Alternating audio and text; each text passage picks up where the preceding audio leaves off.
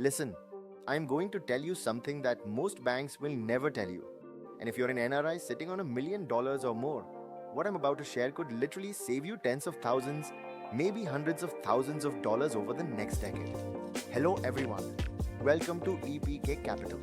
Here we simplify wealth management and investments so you can build wealth for generations. As a bonus, I have created an in-depth guide to the 7 costly tax traps for high net worth NRIs, a strategic report on avoidance and compliance. You can download it simply by clicking on the link in the description. Let's get started now. I'm speaking to you as someone who spent over 20 years managing wealth for families exactly like yours. Non-resident Indians earning in dollars, pounds, dirhams, euros. Smart people, successful people, and yet most of you are making one catastrophic mistake with your money. 1. That safe NRE fixed deposit you're holding, that tax-free return everyone talks about, it's probably making you poorer. And today, I'm going to show you the exact math that proves it. Let me start here because I need you to feel this, not just understand it. NRIs have a unique relationship with safety. You've worked incredibly hard to earn your wealth abroad. You've sacrificed. You've been away from family. And now, you want to know that your money is safe, protected, somewhere you can trust it. That's human. That's not greed. That's prudence. So when your banker tells you, keep it in an NRE FD, it's tax-free, it's safe, it's guaranteed, it feels like wisdom. But here's the uncomfortable truth I've learned over 2 decades. Safety is not the same as wealth creation. Guaranteed is not the same as smart. And tax-free is not the same as profitable. In fact, if I'm being brutally honest, the NRE fixed deposit has become a wealth eroding machine. And 2026 is the year every thinking NRI needs to wake up to that reality. Okay, let's do some math. Real math, not the kind banks advertise. Let's say you're Mr. Patel. You're based in New York. You've got $1 million sitting in the bank, earning in USD. And last week, you decided to move that money into an NRE fixed deposit in India because your bank said you'll earn 7% and it's tax-free. Sounds good, right? Let's track what actually happens. Step 1. You convert your dollars to rupees. At today's rate, around 90 rupees per dollar. Your $1 million becomes 90 million rupees. The bank tells you, congratulations, you're earning 7% per year. You do the mental math and think, okay, that's about $70,000 a year. For 5 years, that's $350,000 in pure interest. That's a second car. That's a child's education. That's wealth creation. But Mr. Patel just made his first mistake. He didn't account for what happens when he wants that money back in dollars. Step 2. The currency trap kicks in. Here's the historical fact that nobody talks about. The Indian rupee depreciates against the US dollar by about 3% every single year. Not sometimes, not occasionally, every single year. It's not random, it's structural economics. India has higher inflation than the US. The rupee must weaken. It's inevitable. So while your rupee denominated FD is earning 7% in rupees, the rupee itself is losing 3% of its value in dollar terms. Net effect, you're earning 4% in dollar terms before taxes.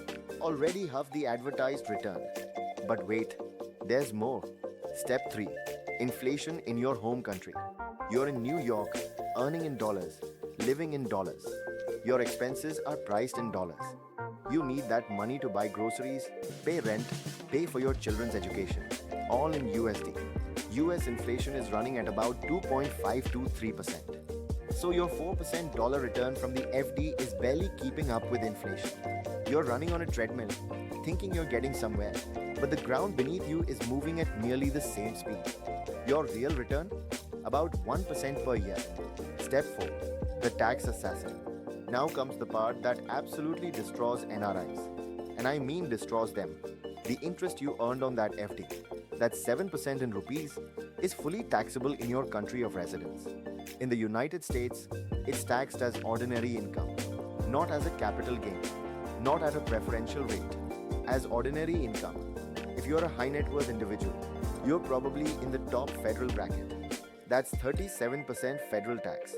Add the net investment income tax, another 3.8%. And if you're in a state like California or New York, you've got another 10 to 13% in state taxes. Total tax burden, 50% to 54%. So let's recalculate Mr. Patel's real return. FD nominal return, 7% after currency depreciation, 4% after US tax, 2% after US inflation, minus 0.5%. He's losing money. He's actually poorer than when he started. And the worst part? He thinks it's safe because the bank promised him 7%. This is not a market risk. This is not volatility. This is mathematical certainty. This is what happens to intelligent people when they use tools designed for one market in a completely different market. Now that you understand the math, let me give you the 5 biggest mistakes I see NRIs make with their India money. These are not small oversights. These are wealth-destroying decisions that get repeated year after year. Mistake number 1. Thinking tax-free in India is equal to wealth creating. This is the foundational error. Tax-free interest in India doesn't matter to you if you live in America, the UK, or the UAE. Why? Because you have to pay tax on it at home. It's like someone giving you a discount at a store in a city you don't live in. The discount is mathematically irrelevant to your actual purchasing power. Stop chasing tax-free rupee returns. Start chasing after tax, after inflation, after currency depreciation real returns. Mistake number 2. Earning in dollars but investing like a resident Indian. A resident Indian's investment philosophy is different from an NRI's. A resident Indian cares about rupee returns. Their expenses are in rupees. Their inflation is rupee inflation. You don't live that life anymore. You're a dollar-based investor with a rupee liability. You need to design an investment strategy that protects your dollar purchasing power. NRE FDs do not do that. Mistake number 3. Using liquidity as an excuse for laziness. Here's what happens in real life. An NRI opens an NRE FD because I can break it anytime if I need the money. But the truth? You never break it. It auto-renews. Year after year. You look at the balance online, feel like you've done something, and move on. The liquidity is a psychological comfort blanket. It's not actually available to you because accessing it means locking in your losses from currency depreciation and taxes. The best use of liquidity is investing it, not holding it as a shield against future uncertainty. Mistake number 4. Confusing guaranteed with safe. An NRE FD is guaranteed by the bank. The bank will never default. The RBI will back the bank. So it's safe, right? Wrong. There are many ways to lose money without a default happening. You can lose money to inflation. You're doing that now. Your purchasing power is declining. You can lose money to currency depreciation. You're doing that too. You can lose money to opportunity cost. Why your FD earns 7%, the Nifty 50 index earns 13% to 14%. Over 10 years, the difference is staggering. A guaranteed principal with an eroding return is not safe investing. It's financial complacency. Mistake number 5. Not understanding the PFIC nightmare. Many of you, seeing that FDs are bad, pivot to Indian mutual funds. I understand the instinct. Equities, funds, more return potential. But if you're a US NRI, this move is catastrophic. Indian mutual funds are classified as passive foreign investment companies under US tax law. And the tax treatment? It's one of the most brutal regimes in the entire US tax code. You're not taxed on your actual gains. You're taxed on deemed distributions. You pay tax on gains you haven't realized. You can pay interest on deferred taxes. Your effective tax rate can exceed 50% or even 100% of your actual profits. I have seen clients with $500,000 investments in Indian mutual funds face $350,000 in tax bills after just 5 years. That's not investing. That's wealth destruction with government approval. Okay, so NRE FDs are a trap. Mutual funds are a nightmare for US NRIs. So where should your money actually go? This is where things get interesting, because there are actually elegant solutions that the smart-ass NRIs are using right now in 2026. Solution number 1, GIFT City. The offshore jurisdiction onshore. Have you heard of GIFT City? It's India's first international financial services center. It's essentially a foreign territory within India's borders. Think Singapore or Dubai, but in Gujarat. Here's why it matters to you. You can invest in USD denominated fixed deposits in GIFT City. Your money stays in dollars. Zero currency risk.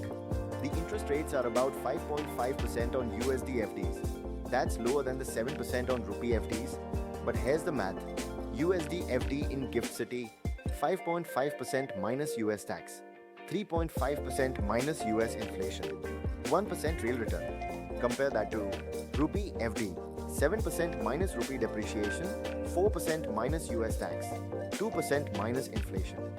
Negative even with a lower nominal rate, the GIFT City USD FD is mathematically superior. You're protecting your currency. You're earning a real return. Solution number 2. AIFs and portfolio management services for NRIs wanting equity exposure. The smartest move is direct ownership or carefully structured funds. Not mutual funds, not PIFs. Alternative investment funds and portfolio management services. Why? Because they're structured to avoid the PFIC nightmare. You get exposure to Indian growth tax efficient pass-through structures, direct ownership or partnerships returns of 12 to 16% annually in many cases for an NRI with $1 million plus invested over 10 years in a well-managed AIF or PM is earning 14% annually. The wealth accumulation is profound. Solution number 3. A structured, intelligent global portfolio. The real answer for HNIs and UHNIs is not a single product. It's a cross-border strategy. You need 30 to 40% in India growth assets, 30 to 40% in USD denominated, low-risk debt 20 to 30% in alternative assets, 5 to 10% in currency hedges. This is a fortress. It's not safe in the boring sense. It's safe in the sense that it's resilient, tax efficient, and actually compounds wealth across cycles. And here's the thing. This isn't complicated. It's not exotic. It's what ultra-high net worth families have been doing for decades. I'm not asking you to move all your money today. I'm not pushing any product. What I'm asking you to do is take 3 specific steps. Step 1. Stop the bleeding. If you have an NRE, FD auto renewing, stop it. Don't break it prematurely and pay penalties. But when it matures, don't auto-renew it thoughtlessly. That's the first step to stopping wealth leakage. Step 2. Get clarity on your India allocation. Ask yourself, how much of my wealth should actually be in India?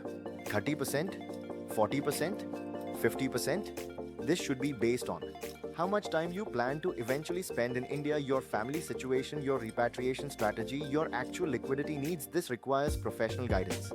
Don't guess on this. Step 3. Build a real strategy. You need a cross-border investment strategy, not a product, not a single FD or fund. A strategy. It should account for currency, taxes, repatriation, estate planning, and real wealth compounding. This is exactly what we do at EPK Capital. We take families like yours and we build wealth structures that actually work across borders. Structures that grow in real terms. Structures that survive taxes and currency volatility. I've managed wealth for families with $2 million, $5 million, $10 million plus for more than 20 years. And I can tell you with absolute certainty, the difference between the families that build real generational wealth and the families that get trapped in low-return products like NRE FDs is not luck. It's not intelligence. Those families are all smart. The difference is structure and guidance and a willingness to question what feels safe and ask what actually works. Your money worked hard to earn you a life of freedom. Don't let it evaporate in rupees while you're chasing the illusion of a 7% return. If you're sitting on over $1 million in investable assets and you want to have a real conversation about how to build a cross-border wealth structure that actually grows, not just survives, let's talk. No sales pitch, no pressure, just clarity. At EPK Capital, we are built on one principle, building wealth for generations. That's not just a tagline. That's how we think about your money. If that resonates with you, come find us. Ask your questions. Explore your options. Your future self will thank you for it.